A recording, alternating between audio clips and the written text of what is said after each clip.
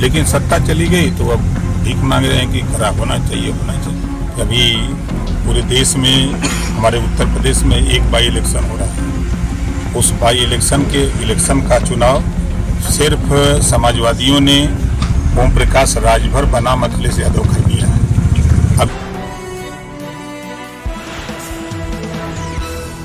Budget allot कर देते, आदेश कर देते हो जाता, लेकिन सत्ता चली गई तो अब भीख मांग रहे हैं कि खराब होना चाहिए।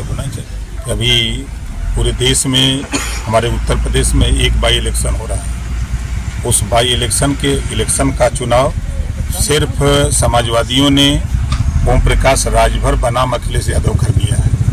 अब इसी में आप समझ सकते हैं कि कितनी ताकत बढ़ी है। शिवपाल जी आप पर आजकल बहुत अटैक कर रहे हैं, इसको क्या कहना? देखिए, शिवपाल जी बड़े नेता हैं, अनुभवी नेता हैं, धरातल के नेता हैं, लेकिन उनके साथ अन्याय हुआ। जब अन्याय हुआ तो शिवपाल जी बेचारे छोड़ करके प्रगतिशील समाजवादी पार्टी बनाए, लेकिन वो अपनी पार्टी, हजारों लोग सपा से नाराज लोग उनके साथ गए। नाराजगी के बाद फिर उन्होंने देखा कि ये पार्टी नहीं चला पाएंगे, तो फिर वो सपा में विलय कर गए और सपा के सिंबल पे चुनाव लड़ गए। इंडिया गठबंधन के लोगों का आरोप है कि एनडीए लगातार उनके गठबंधन को तोड़ने के लिए हर संभव प्रयास कर रही है। तमाम ऐसी जो है षड्यंत्र रचे जा रहे हैं जो उनका गठबंधन टूट जाए। एक को तो नहीं तोड़े गए एक बताइए जो टूटा हो उनका, एक भी तो नहीं तोड़ा गया।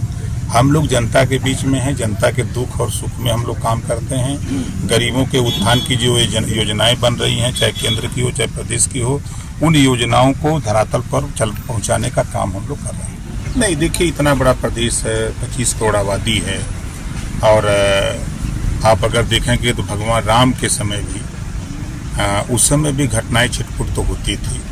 इतना बड़ा प्रदेश है, अब कानून का राज है, अब कानून अपना काम कर रहा है। आप देख रहे हैं, कोई भी घटना हो उसको संबंधित अधिकारी और एक्शन में लेकर के अपनी टीम गठित करके 5-5 टीम गठित करके यहाँ काम हो रहा है।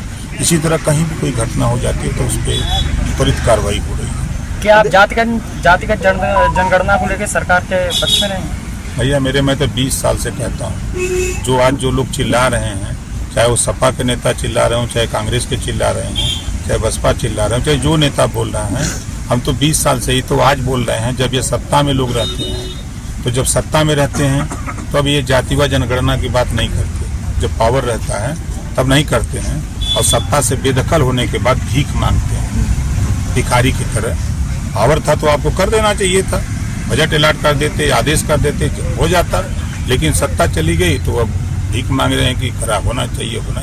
2024 में ये जो गठबंधन हुआ है 24 के चुनाव के लिए इंडिया का, इसमें कुछ लोग एक दूसरे धर्म को लेकर टिप्पणियां कर रहे हैं, इस पर आपका क्या कहना है? देखिए, वो ईस्ट इंडिया कंपनी, ठीक है, उसमें आप देखेंगे ना, सब अलग अलग मिजाज के, अलग अलग तरह के लोग हैं।